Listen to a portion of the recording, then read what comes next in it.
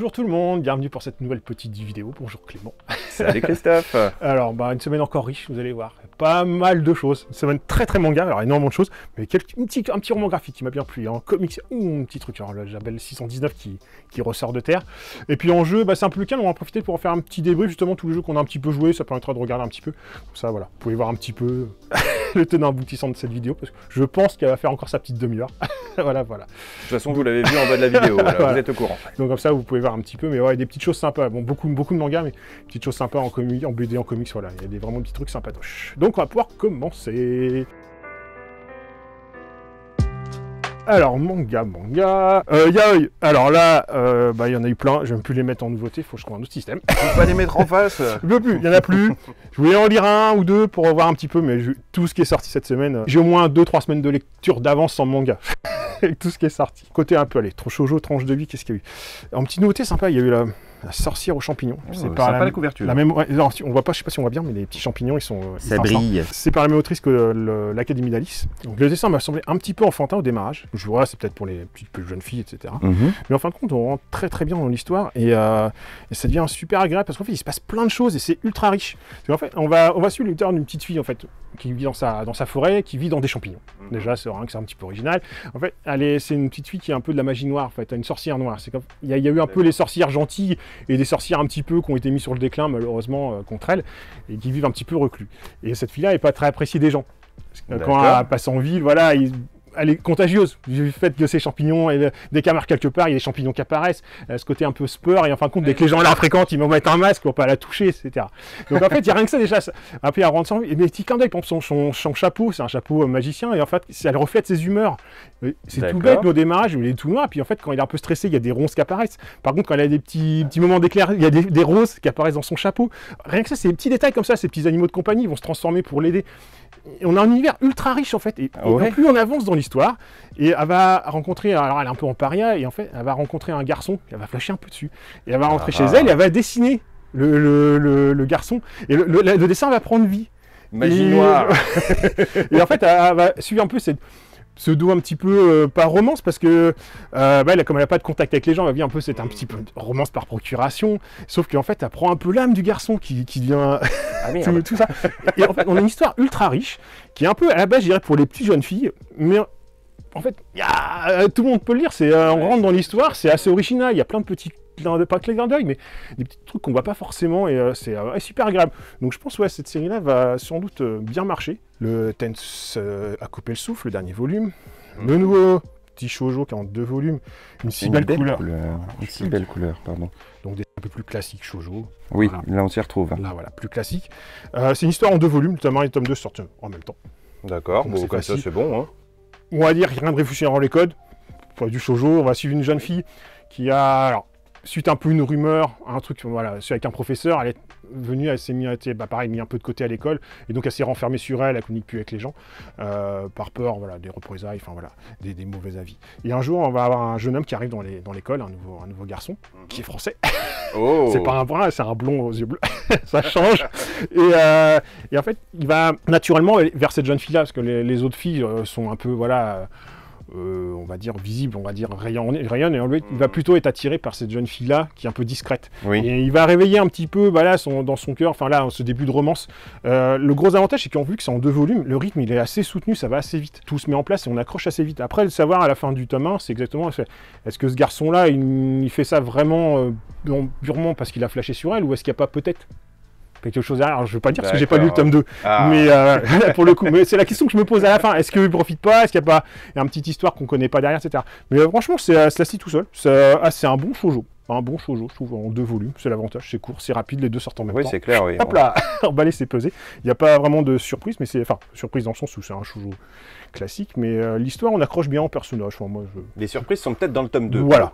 C'était agréable. Qu'est-ce qu'il y a eu de beau, sûrement, de l'autre côté de l'horizon aussi, l'île aux escales. Qu'est-ce qu'il y a eu de beau? Shoujo tranche de vie, c'était plus calme cette semaine. Alors par contre, c'est par là. La montagne. Si c'est comme ça toute l'année. Ça va être dur. Oui. Ça va être dur. Alors, on va commencer juste par limite les grosses séries, et après on va voir un peu les nouveaux. D'accord. Parce que là, j'avoue. Vite fait sur les grosses séries. Qu'est-ce qu'il y a eu? Alors déjà, les piles ont fondu, forcément. Kaiju numéro 8, le numéro 3. Bon, là, pas fait besoin de faire de pub, hein, vu comment ça marche. Le nouveau Toilette Boon, le nouveau Blue Lock. Numéro 6. Le Mushoku Tensei au 15. Blockhead List, le tome 4. Oh, bah, le caractère, ce petit... Ah, il faut pas l'oublier celui-là. L'attaque des titans, ça continue un peu. Voilà. Le Black Clover, c'est cette semaine aussi. Tout à fait. Qu'est-ce... Bah, si, le Sexy Cosplay Doll, le tome 7. Ça marche tout seul. Mais après, ça repart un peu, donc il devrait reprendre, je crois. Shangri-La. Shangri-La, c'est vrai. Cette semaine, tome 3. L'Eden Zero.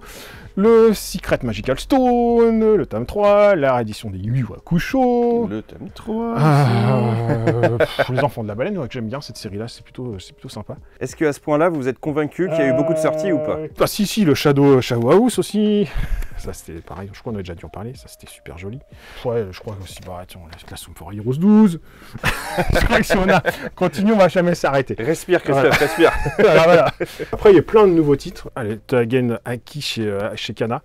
Le 2 en même temps. En fait, on a un garçon qui a été adopté par son papa au démarrage, on ne sait pas trop, et en fait, rapidement, il va se passer un conflit, le papa va être tué. Et en fait, on va comprendre très vite qu'il y a deux clans. En fait, on a le clan des Momo, alors j'ai plus le Momotari, je crois. Je vais pas dire de bêtises, on va dire des chasseurs de démons en fait, parce qu'il y a les Oni, les démons, et les chasseurs de démons. Et en fait, le garçon a été recueilli par son père adoptif, mais qui était un Oni, et voilà, il l'a voulu le protéger. En fait, je vois. Et donc, le gamin, en fait, va avoir une sorte d'esprit de vengeance, si tu veux, pour venger son père. Sauf qu'en fait, il va évoluer, hein. Il y a un Oni qui va arriver par là, qui va un peu le prendre sous sa coupe, et en fait, on va partir avec un peu système d'école, un peu, voilà, pour un peu apprendre. Lui, il a des dons dessous de lui, mais comme beaucoup de shonen, comme ça, c'est qu'au début, le beau, et puis ça marche d'un coup faire des trucs. Alors, il est assez trash quand même, enfin trash, il est assez violent quand même, parce qu'en fait, leur pouvoir, le Oni, c'est qu'en fait, son pouvoir passe par le sang. Donc en fin de compte, en fait, quand il devient de vénère, il se transforme un peu en une sorte de démon, et en fait, grâce à son sang, enfin dire, il va pouvoir fabriquer des objets, des armes, etc. Donc c'est un peu plus... c'est quand même assez violent quand même. On a un peu un truc en fait pour une sorte de kaiju si tu veux, mais un peu plus trash, un peu. Je sais pas trop entre un kaiju et un jujutsu, un peu dans l'idée, avec une petite touche de My Hero avec le côté école où on va dire il va apprendre son truc. Donc c'est plutôt pas mal, je pense que ça va cartonner, il y a pas de souci. Oui, c'est un bon melting pot. C'est la limite peut-être que voilà, peut-être un public un peu plus adulte qu'un kaiju, voilà, qui est plus rond. Mais ça se dit tout seul, hein, on a tous les ingrédients du bon shonen. Qu'est-ce que j'ai bien aimé cette semaine, tiens, si Android Type 1, donc le tome 1. Là, en fait, c'est une série qui sera en 3 volumes. Et on a... Attends, les couvertures sont à l'envers. C'est rigolo, ça. J'ai eu le même cas. Alors, c'est ça, beaucoup plus adulte. Pour faire simple, on est dans un univers un peu à la Asimov. Ok. Voilà, ça change un peu, ça fait du bien de revenir un peu une SF un peu plus adulte. Ouais. On a un monde futuriste, les androïdes commencent à prendre vraiment présent, et en fin de compte, dans ta vie de tous les jours, c'est un peu les moyens, tout doucement, tu penses à un androïde pour t'aider chez toi. Ouais. On va suivre le parcours d'un héros, en fait, il fait un concours et il gagne des androïdes un peu modernes, qui coûtent moins cher, voilà. On va suivre un peu la partie au démarrage de l'apprentissage avec l'androïde, qui est là pour l'aider, et puis on va un peu tous les tenants aboutissants, on reprend les 3 règles d'Asimov, justement, pour aider un androïde pour protéger, ne peut pas faire de mal des humains, etc. Je me souviens plus des 3 exactement, mais c'est marqué, enfin, alors, on le retrouve vraiment dedans. Mais en parallèle de ça, on va suivre une brigade, une sorte de brigade, pas de chasseurs d'androïdes, mais en fait, il y a des androïdes, en fait, on va les abandonner, une fois qu'ils sont défectueux, qu'ils viennent obsolètes, on va les jeter en fait. Et en fait, on va suivre plus ou moins une brigade qui va essayer de retrouver les propriétaires, ce genre de choses. Ouais. Et sauf qu'à un moment donné, il y a un androïde un peu autonome, bizarre, qu'on voit fouiller en fil rouge au démarrage, on pas trop. On sait pas trop s'il est gentil, méchant, etc. Il est capable de se démerder tout seul. Et pourquoi elle est là? Donc on va quel est le lien? Et puis tout doucement vers la tome 1, voilà, il y a le petit point de contact va se grandir. Donc c'est une petite série en 3 volumes qui est plutôt mature. Donc voilà, on a un côté un peu Asimov en fait. Donc c'est plutôt agréable, j'ai bien aimé. C'est sympa de le retrouver ça change, ça fait littéraire et surtout dans le manga, tu vois. Voilà, ça permet d'avoir un côté un peu science-fiction classique, traditionnel, qui est pas trop mal quoi. Ah si, il y a Lanzel, ça sert pas mal.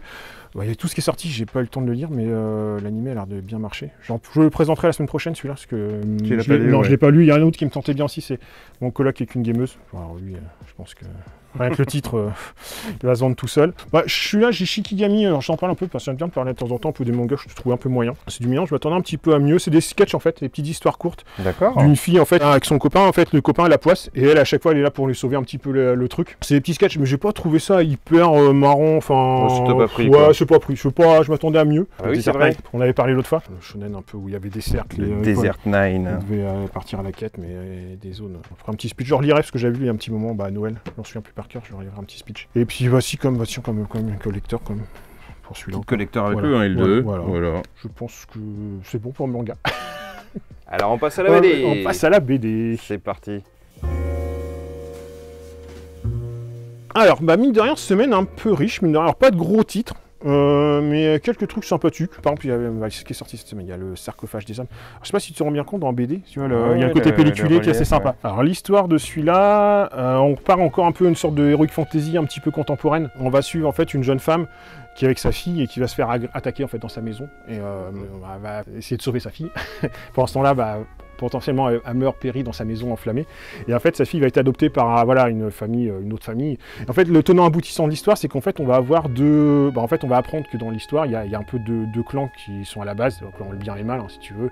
Il y a une sorte de gens qui veulent mécanique un petit peu vaudou si tu veux, pas réanimation des morts, mais voilà, et qu'à côté de ça, on a des gens qui sont là pour les chasser. En fait, on va voir que la petite fille en fait va être prise entre les deux feux. Il y a ce côté un peu magie vaudou de réanimation et qu'en fait, il y a le personnage qu'on voit sur la couverture là, ce squelette en fait est enfermé et que c'est un peu vraiment le grand chef et qu'en fait on cherche à le réanimer, mais pour ça il faut des âmes, un peu puissantes et que la maman en fin de compte était peut-être une sorcière avec ses pouvoirs et donc peut-être que la fille a aussi ces pouvoirs-là. Donc en fait, on va suivre l'histoire. L'avantage, c'est que c'est un one-shot, donc en un seul volume. Ouais.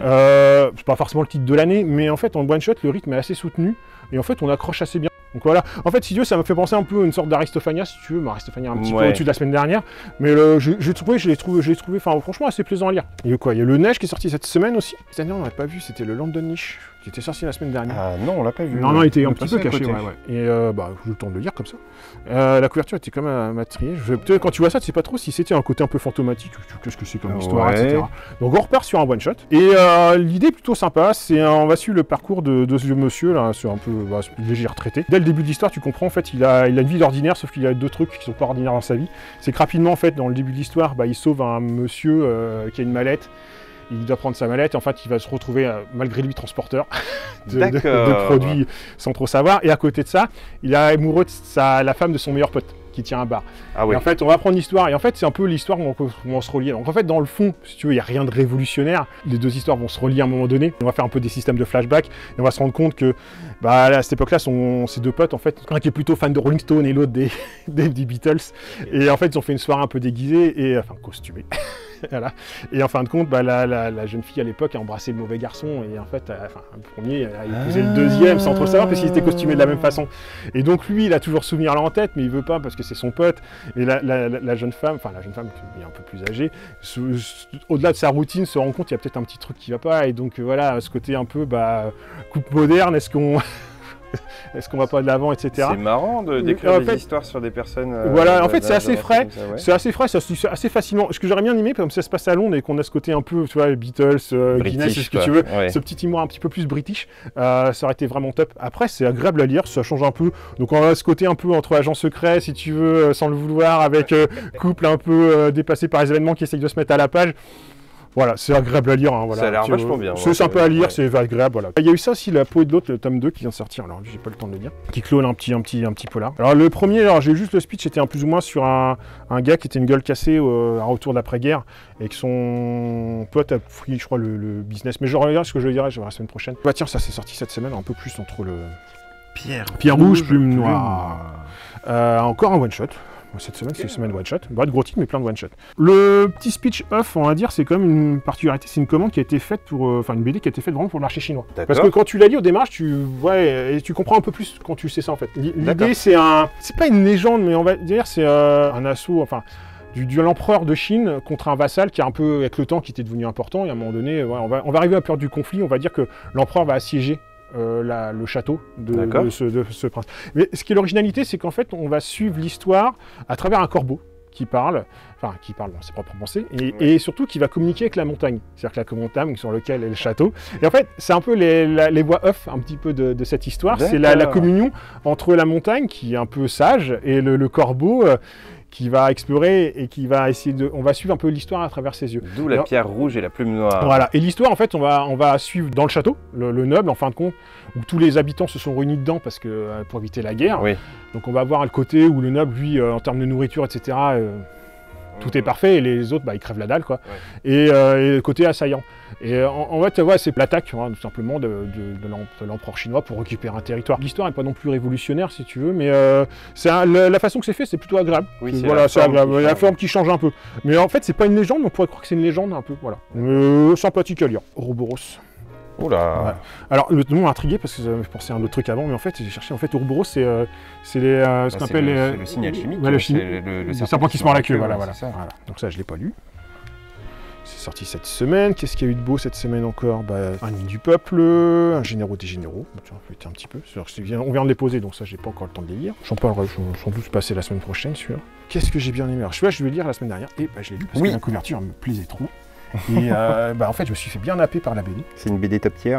Ouais, pour l'instant, elle est pas mal. En fait, tu te fais happer. En fait, tu commences l'histoire, tu vas suivre un monsieur qui en arrive en bateau sur une maison un peu flottante, tu vas rejoindre sa mère. T'as l'impression d'être un peu mangrove ou en Louisiane au démarrage. T'as un roman graphique qui un peu, pas post-apo, mais anticipation de notre époque, avec un côté, dans l'idée, même si c'est pas forcément amené comme ça, mais un peu, tu sais, une migration un petit peu écologique suite à tout ce qui se passe actuellement. Donc en fait, tu as un truc un peu SF post-apo, sans ce côté science-fiction ou ce côté survie, enfin plus lié dedans, mais c'est pas l'ingrédient premier. C'est plutôt ce personnage-là qui va essayer de retrouver un endroit pour reposer ses fesses et puis de retrouver sa fille. Et ce qui est intéressant déjà dans le dessin, c'est que des fois c'est très assuré, c'est très vif, et puis des fois assez joli. Tu as un côté un peu philosophique. Et en fait, ce monsieur-là, il va se balader avec son chien. Le chien est un peu, pas médium, mais il va communiquer un peu, c'est la voix off, un peu comme le corbeau d'autres BD, c'est un peu la voix off de la BD, et en fait, on va suivre l'histoire de ce personnage-là qui va récupérer son frère, qui est un peu, qui est sourd, et comment trouver un endroit pour se reposer, et on va suivre ce côté un peu, migration, tu veux, donc un endroit, et ce côté un peu boat people, ce côté un peu mangrove, plein de choses, et t'as des planches, à un moment donné, tu vois, des villes où envahies par l'eau, ça te crée une ambiance qui est intéressante, tu te laisses happer dans le truc, mais t'es pas en mode science-fiction, post-apo, mais c'est ça le sujet, mais sans être dedans. Enfin, sans... On n'est pas dans l'urgence de du truc, quoi. Je sais pas comment dire ça, c'est pas oppressant, tu suis l'histoire du gars. Entre le dessin, des fois assez viril, on va dire, un peu haché du personnage, des planches assez douces, la voix off du chien qui est un peu philosophique, tu te laisses franchement transporter dans le truc. Alors ça sera en 2 volumes, c'est... Ouais, c'est bizarre, enfin, ce genre de BD, tu prends, tu t'enquilles, puis tu vois, Ça, je sais pas pourquoi, je sens que ça va se retrouver dans les tops des livres. Je sais pas, on verra tout ce qui sort cette année, mais c'est assez intéressant, tu vois, tu te laisses happer dans le truc. Ça va poser satanisme et co-responsabilité. Oula. Pourquoi pas, écoute. Hein. Donc ça, de poser, donc ça sort demain au moment de la vidéo, donc voilà. Qu'est-ce qu'il y a de beau aussi, un petit Ankama quand même, qui est sorti, qui a l'air assez joli. Adlivum. Ah, c'est joli ça. C'est joli aussi. On vient de le poser, donc lui, il va y passer pour la semaine prochaine. Donc voilà. Je crois qu'on a fait un petit peu le tour du BD roman graphique, quoi. C'était pas trop mal. Oui, c'est pas mal au final. On va s'arrêter là, parce qu'après on va faire des vidéos à rallonge encore. Bon, on va passer aux comics. Allez, comics, c'est parti. En comics, alors un peu plus soft par rapport aux 2 autres catégories. Le gros truc quand même, c'est le retour du label 619. Yes. Ceux qui connaissent pas Label 619, c'est surtout c'est né à la suite le Mutafukaz. Oui. Le nouveau qui vient de sortir. Ils ont changé de label, en fait, c'était Shankama et passé sur Witsev, donc voilà, ça c'est très connu. Ouais, très connu, il y a un film. Mais je l'ai pas encore lu celui-là, donc j'en parlerai pour la semaine prochaine. Moi, je me suis bien enquillé, c'est Low Rider, qui c'est du Doggy Bag. Voilà. Ils ont changé de nom, je sais pas si c'est problème de droit, je sais pas quoi, mais ils ont changé de nom. C'est toujours aussi stylé en tout cas. Pour ceux qui connaissent pas Doggy Bag, c'est vraiment une série à faire. Les derniers, on peut pas cacher que c'était un peu moins bon, enfin un peu plus facile. Mais les premiers, c'est top. L'idée, en fait, c'est que vous avez trois histoires par bouquin, et à chaque fois, donc c'est un peu sur tout ce qui est soit la culture un peu américaine, soit sur le folklore ou les légendes, américains. Là, c'est sur le japonais, là. Non, tout se passe aux États-Unis. D'accord. Et donc déjà graphiquement, c'est son propre style, mais voilà. Alors le gros point fort, c'est ce genre de choses, c'est qu'en fait, avant chaque histoire, vous avez un petit speech généralement qui a un rapport avec l'histoire. Comme si c'était dans un magazine. Ouais, et on apprend des trucs, mais on apprend plein de trucs. Ça peut être sur les gangs américains, je me souviens des trucs sur la peine de mort. Là, le premier, par exemple, c'est la première histoire, c'est sur les rockers c'est un peu fantastique, et on va suivre tous les rockers emblématiques qui sont morts jeunes. C'est pas le meilleur de la série des Doggy Bag. Ma préférée, c'est la 3e histoire que j'ai plutôt préférée, qui est un peu plus virile, sur les loups-garous. Mais ouais, au moins le mérite de ressortir. Donc il y a eu le Rider, il y a eu le nouveau Mutafukaz, et puis aussi également les funérailles qui est sorti. Funérailles. Parce que, voilà, enfin, si on fait un petit speech, ceux qui ne connaissent pas la Belle 619, il y a les inconditionnels dont je fais partie. C'est vraiment un univers. En fait, c'est un collectif d'auteurs qui, un coup, ils ont leur propre histoire, un coup, dans les Doggy Bag, ils se partagent, je scénariste, je dessine machin, on se fait des crossovers, etc. Donc c'est vraiment assez riche parce qu'en fait, ils ont une identité où faire du comics, mais à la française, vraiment avec un truc, on cherche pas à faire du copier-coller, ils ont leur propre truc, c'est ultra innovant, ultra badass. Ouais, il y a de tout. En fait, c'est vraiment bien chiadé. C'est vrai que des fois, ils sont pas tous constants, mais par exemple, il y a un comic, je me souviens plus, c'était sous Central Stories. Enfin, ça arrête un de mes trucs préférés que j'ai lu, un bon one shot de chez eux. Mais vraiment des bons trucs comme Puta Madre aussi. Enfin, là, voilà. Il y a plein de bons titres. Ceux qui connaissent pas, vous pouvez partir sur les premiers Doggy Bag. Vous verrez, ça passe tout seul, quoi. Je me suis enquillé quand même. Le Batman Infinite. Parce que j'avoue que on a vu autrefois graphiquement. Et alors, c'est validé? Ouais, alors j'ai pas tout à fait fini parce que tout ce qu'il y avait à lire, mais j'ai bien validé quand même parce que on retrouve vraiment ce côté. Le même truc que je kiffe dans les Batman, c'est l'univers un peu peur, un peu, tu vois, oppressant, etc. Et là, t'as un Batman qui fait suite à Joker Wars et compagnie, donc il est un peu plus rien. Il est toujours là, mais il a plus de fortune, enfin voilà. L'épouvantail a un peu foutu la merde pendant son truc. Donc on part vraiment dans un nouveau cycle où les personnages qu'on a connus, Gordon, tout ça, voilà, sont plus d'actualité. Et on va suivre à la fois une sorte de groupuscule, une sorte de punk, on sait pas trop au démarrage s'ils sont là pour foutre la merde, gentil, méchant. Et on va suivre également un personnage qui cherche à manipuler un peu ça, qui a un rapport avec l'épouvantail, quels sont les rôles de chacun, et l'impression que chacun tire un peu ses cordes dans son truc, grosso modo. Un va chercher plus ou moins à faire une sorte de police spéciale, un peu pas Robocop, mais un peu plus viril. Ouais. Mais il a besoin de ça, il a besoin de créer de la peur, donc il a besoin de l'épouvantail pour ça, et que la peur de l'épouvantail passe pas forcément par ses poisons, on va dire, mais vraiment par une entité, et qu'à côté de ça, voilà, il se passe plein de choses. Franchement, c'est assez riche, du bon Batman. Au niveau cours des hiboux, deuil de la famille. C'est ça, c'est un bon Batman. C'est ce que ça m'avait inspiré aussi. C'est bon Batman, je valide, c'est bon Batman. Voilà. Qu'est-ce qu'il y a de beau surtout? Le gros coffret Spider-Verse. Spider-Verse. Voilà, qui raconte plusieurs choses. Voilà, exactement. Ça, c'est... Enfin, tous les trucs, mais j'avoue que refaire un check de tout ce qui est sorti. Du Amazing, du Gardien de la Galaxie, du Superior Spider-Man. Oh yes, j'adore Superior. Superior, c'est quand Octopus est dans le corps de Spider-Man. C'est trop bien. Je crois que le Fatal aussi, c'est cette semaine, mais c'était plutôt soft en comics cette semaine. Allez, on fait un petit tour sur la jeunesse. Allez, c'est parti pour la jeunesse. Alors, qu'est-ce qu'on a eu en jeunesse jeunesse et humour, parce qu'en fait, il y a un petit truc qui est sorti quand même, les mémés là, chez Fil Glacial. Alors, notamment, le tome de sortie. Je ne l'ai pas encore lu. Non, c'est jeunesse humour, on va lire. Voilà. On va me replacer la catégorie jeunesse, c'est un peu l'humour, parce que mettre tout dedans, mais celui-là m'a l'air plutôt sympathique. Et ça, j'ai bien enquillé ce qu'on avait vu l'autre fois. Il me posait, c'est ça. Et graphiquement, déjà, c'est propre. Et en fait, on a tous les ingrédients pour faire une série qui marche. Oui, c'est vrai. T'as su, en fait, on va être dans un village au démarrage qui a que des enfants, puis qui a que aux anciens, et une sorte d'école. Tu vois que les gamins, au début, ils sont intelligents, ils font plein de trucs. Puis pourquoi pas un univers. Et en fait, le village est régi par une sorte de lune qui crée une sorte de microcosme, on va dire, et qui bloque le temps. Tout simplement. Donc c'est pour ça que les gamins vieillissent pas et tout se passe bien. Sauf qu'un jour, une femme fait éruption dans ce village-là et casse la lune. Et donc forcément le temps reprend. Et donc ça va être dangereux pour les enfants parce que comme ils ont arrêté le temps pendant très longtemps, ça peut être très dangereux pour eux. Et donc en fait, ils vont partir à la quête de pouvoir comment réparer cette pierre. Et donc en fait, ils vont prendre chacun un petit bout de fragment de cette pierre, ils vont s'équiper sur eux pour justement pouvoir voyager tout en ayant gardé ce petit côté temps arrêté autour d'eux. Ouais. Et on va suivre leur quête. Et il va se passer plein de choses. À un moment donné, il va rencontrer une sorte d'ermite un peu sombre qui lui dévore un peu le temps, qui dévore la vie si tu veux.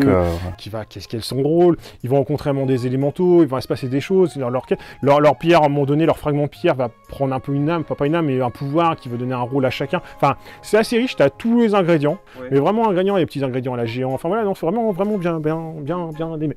Bon, bien aimé. Ça va marcher. Ouais, bien aimé. Allez, j'ai lu ça, c'est vite fait Menji aussi, parce que graphiquement, ça me semblait un peu délivré. Un peu, voilà.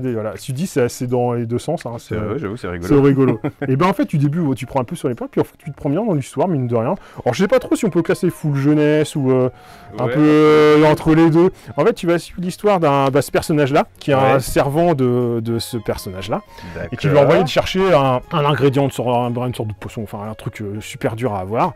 Et pendant ce temps-là, lui va se faire attaquer par un tigre, et le but, c'est qu'il y a un serpent dragon qui va réapparaître.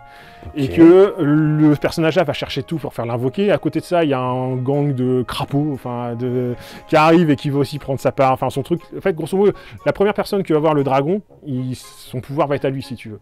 Et donc chacun cherche à voir un peu le... Et en fait, on a su ce personnage-là qui va... Lui, il est parti, il prend sa quête de rechercher son ingrédient, mais ce là tout part en cacahuète. Donc c'est assez sympa. Moi, en fait, ouais, tu prends plus sur des pincettes, tu dis, bah tiens, pour voir.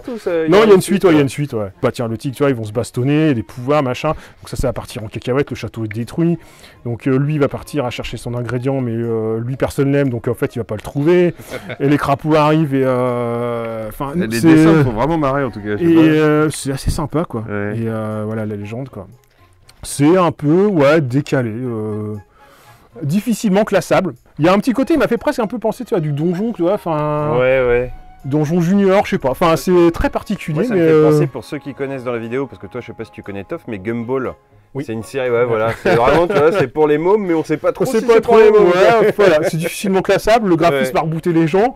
Comme les gamins, j'imagine mal forcément prendre cette BD, mais en fin de compte, tu la lis en fait assez plaisamment, quoi. C'est pas déconnant du tout, quoi. Alors c'est une BD pour toute la famille. Ouais, particulier. En fait, grosso modo, t'accroches ou t'accroches pas, t'aimes ou t'aimes pas le style, et puis voilà. Qu'est-ce que tu dis un petit peu? Bah si, la Ligue des Chats, on a un peu humoristique aussi. C'était sympa, mais pour moi, ça vaut pas putain de chat. Putain de chat, ouais. Oui, ça vaut pas putain de chat. C'est un gros classique. Voilà. Là, les chats ils parlent, mais les gars qui sont un petit peu moins, ouais, je sais pas comment dire, un peu moins marrant, mais à choisir, ouais. Bon, c'est voilà. Pour les amateurs de chats, y a pas de souci. Puis je crois qu'on a fait le tour. Si absolument normal aussi, le tome 3 qui finit la série. On va feuilleter un petit peu parce que c'est assez joli. Je me souviens plus du speech, je vais pas te faire du speech parce que j'en souviens plus par cœur. Je vais remettre le nez dedans pour la semaine prochaine. Et voilà. Je crois qu'on a fait le tour un petit peu jeunesse, humour, je pense, pour cette semaine. Hein, on va passer au jeu. Allez, on passe au jeu. Bah, cette semaine, c'est plutôt une semaine, on va dire, extension. Peut-être que tout n'est pas arrivé en peut-être cette semaine. Les deux gros trucs, quand même, l'extension de Paléo. Ouais. En fait, j'ai hâte de la tester celle-là parce que c'est clair, Paléo c'est un sacré jeu. Hein. Bah, le jeu de base est vraiment très très bon. Si vous voulez un bon jeu coopératif, Paléo il se pose là. Il est quand même assez joueur, il est quand même, mais il est progressif, les missions deviennent de plus en plus dures. Enfin, ce côté façon de jouer qui est assez immersif, moi j'ai vraiment kiffé. Et en fait, on va rajouter un nouveau plateau et en fait, on va faire évoluer le jeu, mais puis Cro-Magnon, on passe, je sais plus l'air exactement. De l'âge de pierre à l'âge d'argile. Ouais. Mais l'idée est bonne, parce qu'en fait, tu dis, bah en fait, après, ça t'ouvre la porte à comment évoluer ton jeu, tu vois, et le faire augmenter un peu la civilisation, quoi. Ouais. Pourquoi pas? Et tu dis, pourquoi pas? Ça a peut-être un creuser derrière. Mais ouais, j'ai hâte parce que... Age of Empire, à la fin, on va construire une merveille. Paléo, très très bon jeu. L'extension Maven, bon, bah, le gros jeu de plateau qui pèse 20 kilos. Donc, nouveau personnage, nouvelle quête, nouveau scénario, enfin voilà, pour les fanas. Puis l'autre qui arrivait, c'était le tournoi de Camelot.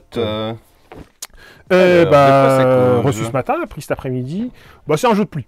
On va dire c'est un jeu de pluie, voilà. L'idée, tu vas tirer des personnages au démarrage qui vont chacun avoir une petite capacité. J'aime bien ce graphisme un petit peu, tu sais, un peu enluminure, dessin, des Moyen-Âge, etc. Donc ça change un peu le cadre des personnages, t'amène beaucoup. Après, c'est un jeu de pluie un peu classique. Tu vas avoir des armes, enfin, dans les cartes qui sont comme ça, tu as des armes avec des couleurs. Ah, d'accord, ouais, c'est pas carreau pique. Non, ouais, donc en fait, grosso modo, le premier joueur, il va jouer une carte. Il va falloir jouer une carte de la même couleur. Et à la fin, on va regarder qui c'est qui est la plus petite qui peut. Oui. Quand tu ne peux pas jouer, tu as une sorte de joker, des alchimies, qui sont des cartes neutres si tu veux. Et l'autre joker qui est un peu plus fort, c'est les enchanteurs. Donc si tu joues en Merlin, c'est un super joker si tu veux. Ouais, donc grosso modo, à tour de rôle, chacun va jouer. Et à la fin, on va tout ce qui est joker, enfin grosso modo, on dégage. Et celui qui a joué la carte la plus faible de la couleur. En fait, et ce qui est intéressant aussi, c'est quand tu peux pas jouer, parce que tu peux pas jouer soit une carte de l'attaque de l'arme demandée ou l'excuse. Tu es obligé de te défausser. Tu jettes une carte. Tu jettes une carte. Donc en fait, je crois c'est 12 cartes en main, si je me souviens bien. Donc on joue tous en même temps, voilà. Et l'idée, c'est qu'à la fin, celui qui a joué la plus petite carte va récupérer le paquet et les cartes te font perdre des points de vie. Donc une épée classique, c'est 5 points, une épée empoisonnée, c'est 10 points. Ah d'accord. Le Merlin, si tu chopes l'enchanteur, c'est carrément 20 points. Enfin là, et en fait, tu commences avec 400 points de vie quand même. Tu dis, waouh, c'est lourd. Mais en fin de compte, les plis, tout de suite, tu prends 50, 30 points de vie, etc. Donc ça dégage assez vite. D'accord, et l'intérêt, c'est que tu as aussi des, je sais plus comment ils appellent ça, des bénédictions, je sais plus, j'ai un trou sur le nom. Mais plus tu vas perdre, en fait, en fonction des paliers de points de vie, tu vas gagner des bonus. Donc voilà, donc si tu veux, Guenièvre va pouvoir récupérer Lancelot, etc. C'est un autre jeu de pli, c'est un autre jeu de pli, voilà, il n'y a pas vraiment de système d'atout, plus ou moins, en fait, on peut pas couper, tu peux pas pisser vraiment, mais en fait, c'est comment se foutre un petit peu dessus, etc. Donc ça a l'air un bon petit jeu de pli, un petit peu original, à la fois ni trop révolutionnaire, mais mais sympathique avec une nouvelle petite mécanique assez fraîche, quoi. Bah, c'est tout bête, mais dès qu'on rajoute des mécaniques dans un jeu de pli, ça marche tout seul. Hein. Voilà. On prend pour exemple le Papayou. Hein. En fait, il m'a fait penser un peu à Papayou, si tu veux, dans l'idée, un peu, au démarrage, en fait, c'est un peu ça, un jeu de pli classique, mais plutôt... Bon, presque entre le Game of Thrones la semaine dernière, tout ça, j'en parlais un petit peu, tiens, c'est limite. Mais c'est vrai que c'était plutôt... Moi, je trouve ça correct. Et on va refaire un limite, un petit retour. Bah ouais, le Cascadia, moi, je kiffe toujours bien. On avait parlé vite fait, mais c'est un petit jeu de placement de thunes. En fait, c'est un petit côté un peu King Domino. Oui. L'idée, c'est qu'en fait, tu vas commencer avec ta base, qui est là. Tous les tours, tu vas acheter une tuile et tu vas prendre l'animal, le jeton animal qui est avec. Grosso modo, hop. Donc, tu vas placer ta tuile où tu veux. Et en fait, pour scorer, c'est pas compliqué. Hein, donc, ça va jouer en 20 tours. Et donc, tu vas essayer de développer ton domaine, et les jetons, tu vas pouvoir les placer, tu vois, là, si je peux placer là, je peux placer mon saumon. D'accord, dans le bon habitat. Si tu peux pas, tu le défausses. Voilà. En fait, tu vas développer, c'est une sorte de King Domino un peu sur 2 niveaux. Ce que je disais l'autre fois, c'est qu'en fait, tu vas développer ton territoire, donc en fait, tu vas gagner des points de victoire par des zones qui sont les plus grandes possibles pour commencer à marquer des points de victoire, mais également par tes animaux. Parce que au début, tu vas avoir des cartes, donc tu en as plusieurs, tu vois, si on prend les buses, tu en as plusieurs par partie, tu vas tirer au hasard, et ça te fixe les conditions de victoire. Par exemple, les ours, si tu veux, là, pour une paire d'ours, si tu as une paire, tu vas faire 4 points. Si tu as 2 paires, tu vas faire 11 points. Et là, les parties, par contre, ça va être différent. Il faut faire par paquet de 3, tu vas faire 10 points. Donc ça, tu tires ça au hasard. Et donc, le but, ça va être de constituer ton territoire. Et quand tu pioches, en fait, tu prends la tuile et l'animal. T'as pas le choix. Ouais, j'ai compris. Donc en fin de compte, tu sais pas trop. Et donc des fois, tu veux te défausser, qu'est-ce que je la mets, etc. Et des fois, tu peux arranger tes adversaires, du coup. Bah, disons que voilà, c'est assez simple à jouer, mais c'est un peu sur une sorte de King Domino sur 2 niveaux. Mais simple, mais je pense qu'il risque bien de marcher celui-là. Ah, là ici, on va revenir comme sur le Game of Thrones. Parce que j'ai fait une petite boulette la semaine dernière, enfin petite. J'ai dit que les personnages servaient à rien, qu'on avait vu là. Mais en fait, si, t'as un peu 2 modes de jeu. C'est que le mode de base, ce qu'on disait, tu vas révéler des cartes d'alliés. Et en fait, on va révéler une et on va se battre pour cette carte-là. Donc tous les tours, on va jouer des cartes à notre tour. Et jusqu'à temps que tout le monde passe ou tout le monde n'ait plus de cartes en main. Et le vainqueur va gagner cette carte-là. Et les cartes ont des pouvoirs assez forts. Donc la carte, ce que je disais, c'est que tu la prends, tu la poses soit sur ta gauche ou sur ta droite. Et le truc est commun avec les 2 joueurs. Et à la fin de la partie, en fait, on va considérer que notre pile la plus faible. Et c'est celui qui a la plus haute pile dans les plus faibles qui va gagner la partie. Sauf que, en fait, les pouvoirs des cartes, déjà, tu peux voir, tu en as vraiment beaucoup dans la partie. Enfin, tu vas pas toutes les jouer, hein, mais ça renouvelle quand même la partie. Les pouvoirs sont quand même assez costauds. Tu peux dire, tiens, on peut pas jouer de carte violette, ou si tu fais 2 fois le pouvoir de rouge, ou enfin, voilà, plein de choses diverses et variées. Et les cartes, en fait, les cartes ont le pouvoir. En fait, tu les mémorises assez vite parce que tu vois, c'est un petit récapitulatif. Et une fois que tu vas jouer une fois, tu sais très bien que, par exemple, la 2 fait défausser, la 1 peut piquer une carte, le 7, la carte, elle est indéboulonnable, etc. Donc, en fait, on va jouer comme ça à tour de rôle et on va essayer de s'enquiquiner pour récupérer des pièces, bouger les pièces et casser les majorités. Donc, on a ce côté vraiment Game of Thrones, un peu d'influence, si tu veux. Et c'est assez intéressant. Et les parties durent quand même relativement longtemps pour un jeu de pli, une bonne heure et demie. 90 minutes, c'est pas déconnant. Donc en fait, au démarrage, je dirais presque aux gens, faites une partie en mode avec les règles simples, mais rapidement passer avec les pouvoirs des personnages, parce que je rajoute une pile de cartes qui sont propres à chaque personnage, qui asymétrise le jeu, si tu veux. D'accord. Et qui rajoute un peu de piment, et rajoute des trucs. Donc un bon jeu, on a bien apprécié, quoi. C'est comme le Set Watch, mine de rien, tu vois, il y a comme du matos. Oui, Set Watch, oui. On fera un petit coup de dessus quand même. T'as quand même pas mal de matos, je vais pas tout sortir, mais l'idée, c'est... sont sympas. En fait, chacun va avoir son plateau, et en fait, il marche très bien à 2, 3, 4, c'est intéressant. Et en fait, un des joueurs, là, ça c'est le campement, va être dans le campement, et en fait, ton personnage, tu vas avoir des dés, donc par exemple, le barbare, il a des dés 12, le chasseur des dés 8, et l'autre des dés 4. Et en fait, quand un joueur par tour va d'être dans le campement pour faire des actions planifiées, donc on va dire trier les piles de méchants, racheter des objets, se soigner, etc., etc. Et les autres joueurs vont devoir combattre la pile de méchants qui arrive. Donc c'est un peu une sorte de course contre la montre, mais c'est assez bien foutu, quoi. Ça t'oblige à avoir une bonne cohésion de groupe. Et en fait, ça c'est assez bien à 2, 3, 4, ça marche bien. Comme tu as un joueur qui va être plus ou moins obligé d'être dans le campement, si tu joues à 2, tu sais que tu joues 2 personnages. Tu es obligé de jouer les 4 personnages. Oui. Donc en fait, on a toujours un qui va jouer, au moins un personnage qui joue à 2. Si tu joues à 3, limite le personnage qui est dans le campement, c'est le personnage neutre. Enfin, tu vois, tu peux t'arranger un petit peu comme ça. Mais ça, j'ai trouvé plutôt sympathique. Un peu gamer, mais plutôt sympa, quoi. Et puis Simon, on va faire un petit retour quand même aussi sur Hyrule, c'est vrai que tu l'as testé. Ouais, c'est vraiment un crawler, exploration de donjon, hein, tu t'explores avec le côté appli. Je voulais voir un peu la dimension au niveau de l'application, et en fin de compte, c'est vraiment une sorte d'assistant un peu jeu de rôle. Donc en fait, toute la partie avancée, monstres, etc., tu gères tout seul. C'est juste c'est un peu comme un MMJ, c'est-à-dire quand tu rentres dans une pièce, est-ce que tu fouilles? Tu vois, tu vas parler à ton appli, et puis l'appli va te dire vous trouvez ceci, cela, donc ça redonne une rejouabilité parce qu'à chaque fois c'est un peu aléatoire. C'est quand même assez punitif au niveau des monstres, hein, quand tu te prends un coup, etc. On a fait une partie pour l'instant pour tester le truc, mais c'était plutôt pas mal. Je m'attendais à avoir peut-être pas une lourdeur, mais dans l'application démarche, qu'est-ce qu'il faut dire, qu'est-ce qu'on fait, s'il faut tout dire sur l'appli, tu dis peut-être un peu lourd, mais en fin de compte, non, l'appli ça se limite vraiment à quand tu rentres dans une pièce ou choix, enfin t'as des trucs, tu n'aimes pas choix, tu dis tiens, je fouille le meuble, puis l'appli va dire vous ouvrez le meuble, il se passe ceci, cela, etc. Quand tu récupères des potions, des trucs. Voilà. Après, tu as une carte où tu notes tout, tu vas évoluer ton personnage de partie en aventure, etc. Plutôt bien fait. Enfin, un bon donjon, voilà, etc. Jusqu'à vu Momoji qui était plutôt sympa. Hop là, à l'envers. L'idée c'était de celui-là, c'est un peu où il fallait faire des piles. Là tu vas acheter des cartes et en fait tu as des cartes numérotées de 1 à 0 à 3. Quand tu achètes poser tes cartes, tu es obligé de poser 2 cartes par tour. Tu peux pas faire un à moins. Donc en fin de compte, tu dois poser tes piles. Donc soit tu en crées des nouvelles, et soit tu les fais monter. Mais dès que tes piles avaient passé au niveau 3, tu peux plus y aller. Et à la fin, en fait, tu vas marquer des points comme ça. C'est plutôt, enfin là, je expliquerai un petit peu plus, je joue peut-être un petit peu vite, mais plutôt un petit jeu plus sympa, quoi. Plutôt sympathique. Là-dessus, petite nouveauté qu'on n'a pas vue. Cool, ami. Vite fait. Mais ouais, en fait, sympa. L'idée, tu vas déposer des plateaux, donc tu fais des formats que tu veux. Et règle ultra simple, à ton tour, tu prends une bille. Donc tu as une bille t'as le joueur noir et le joueur rouge. Tu prends une bille, tu la poses où tu veux, le premier joueur. L'autre joueur doit poser une bille de sa couleur, mais forcément dans l'une des lignes. Par exemple, si je pose cette bille-là, je peux poser ma bille rouge que dans cette ligne-là ou dans cette ligne-là. Ok.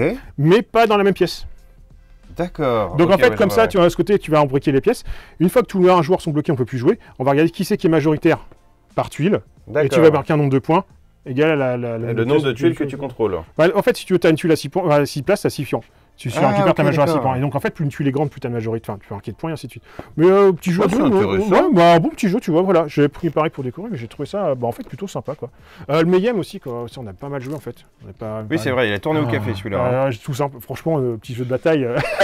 Tout bête. C'est vrai que c'est tout bête. Mais juste ce qu'il faut, c'est vraiment légèrement asymétrique. Légèrement, mes petits jeux de bataille, les icônes sont ultra simples. C'est hyper intuitif, tu t'amuses bien, t'enchaînes les parties.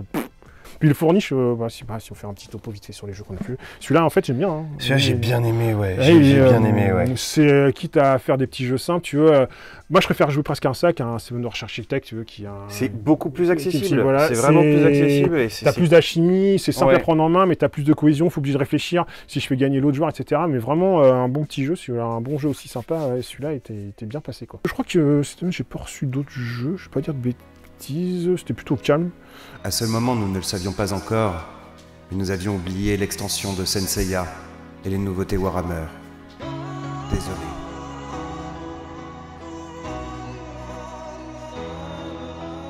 L'autre jeu qui va me sortir cette semaine, c'est comme, qui sort ce week-end, c'est l'avant-première, c'est ça. La nouvelle extension du Guy, la bataille du chaos. Donc l'avant-première ce week-end, samedi, dimanche, voilà, c'est passé à la boutique pour renseigner. En parlant de ça, la semaine prochaine sera l'avant-première de Magic aussi, de Kamigawa.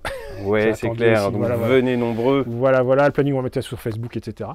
Et puis voilà, mine de rien, je vais s'arrêter là parce que ça va être sans doute une vidéo encore un peu dense. Bah oui, encore 30 minutes, c'est pas grave. Je pense là-dessus.